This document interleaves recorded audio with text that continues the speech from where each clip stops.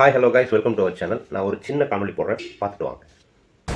தமிழன் தன்னை இந்தியன் என்று கருதியதால் தமிழ்நாட்டையும் தமிழர் வீரத்தையும் கலையையும் நாகரிகத்தையும் மறந்தான். தமிழன் தன்னை இந்து என்று கருதியதால் தனது மானத்தையும் ஞானத்தையும் பகுத்தறிவையும் உரிமையையும் இழந்தால் உங்கள் கைகளில் தமிழ்நாடு தமிழருக்கே என்ற பச்சையை குத்திக் கொள்ளுங்கள். உங்கள் வீடுகள் தோறும் தமிழ்நாடு தமிழருக்கே என்ற வாசகத்தை எழுதி பதியுங்கள். நம் வீட்டுக்குள் அந்நியன் புகுந்து கொண்டதோடல்லாது அவன் நம் எஜமான் என்றால் நமக்கு இதைவிட மானமற்ற தன்மை இழிதன்மை வேறு என்ன என சிந்தியுங்கள். புறப்படுங்கள். தமிழ்நாட்டுக்கு பூட்டப்பட்ட விலங்கை உடைத்து சின்ன பின்னமாக்குங்கள். தமிழ்நாடு தமிழருக்கே, தமிழ்நாடு தமிழருக்கே, தமிழ்நாடு தமிழருக்கு. பெரியாரை எதிர்க்கிற இந்த தமிழ் தேசியம் பேசுற நாம் தமிழர் கட்சியினர் தான் இந்த காணொலியை கண்டிப்பா பார்க்கணும். பெரியாரோட ஒரு சில கொள்கைகளை நாங்கள் ஏற்றுக்கொள்கிறோம். தமிழக வெற்றி கழகமாகிய தோழர்கள் நாங்கள் பெரியாரோட கொள்கைகளை ஏற்றுக்கிறோம். ஆனா அத்தனையும் கிடையாது, ஒரு சில கொள்கைகள். அதுல ஒண்ணுதான் இது. தமிழ் தேசியம், தமிழ்நாடு தமிழர்களுக்கே என்று பெரியார் சொல்லும் இந்த வாசகம் எங்களுக்கு பொருந்தும். உங்களுக்கு பொருந்துமான்றதை யோசிச்சுப்பா. நீங்க திராவிடர்களை எதிர்க்கிறீங்க, ஆனா மறைப்பா நீங்க கூட்டணி வச்சிருக்கீங்க இல்லையா?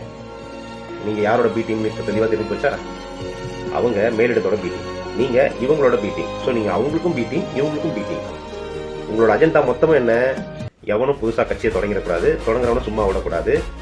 அவனை எப்படியெல்லாம் டார்ச்சர் கொடுக்கலாம், அவனுக்கு எப்படியெல்லாம் டார்ச்சர் கொடுக்கலாம், அவனுக்கு என்னென்ன மாதிரியான மென்டல் டார்ச்சர் கொடுக்கலாம் அப்படின்றது உங்களோட நோக்கம். ஆனா உங்களோட நோக்கம் ஒருபோதும் பலிக்காது. பார்த்துலாம் இன்னொரு வீடியோ.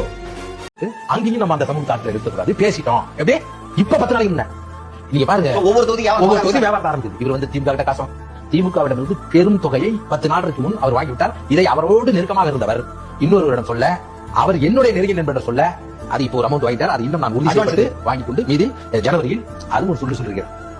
நான் சொல்றேன், எங்க அண்ணா அவ்வளவு ஒருத்தர் கிடையாது, அந்த அளவுக்கு கோடி வாங்குறது இதை வாங்கி வைக்க முடியாது. அடுத்த தர குடும்பம் தங்கமா கொடுத்துங்க, அதுவும் இப்ப இருக்க விலையிற மாதிரி கொடுங்க. எப்படி ஏன்னா விலை ஏறிட்டே இருக்கீங்க. இது 100% நான் கொண்டிருக்க கொள்கையின் மீது என் தலைவன் மீது சத்தியமாக அவரோடு ரொம்ப நெருக்கமாக இருப்பவர் ஒருவரிடம் சொல்லி, அவர் இன்னொருவரிடம் சொல்லி, அவரின் நண்பருக்காக இது எதுக்காக சொல்லியிருக்கிறார்? இப்படித்தான் தமிழ் தேசியத்தை நம்பி உன்னோடு நீ ஏதாவது அடிப்படை மாற்றம், அரசியல் மாற்றம், அமைப்பு மாற்றம், கட்டடத்தை வெள்ளடிக்க இடித்து சரி பண்ணணும்னு நம்ம இப்பதான் புரிஞ்சுக்கிட்டோம். ஓஹோ, நீங்க உங்க வீட்டை இடிச்சு சரி பண்ண வந்ததுக்காக, உங்களுடைய பொருளாதார தேவையை நீங்க சரி பண்ண வந்ததுக்காக தான் வந்தீங்கன்னு கான்பிடன்டா இருங்க சார். நல்லதே நடக்கும் சார். வெற்றி நிச்சயம்.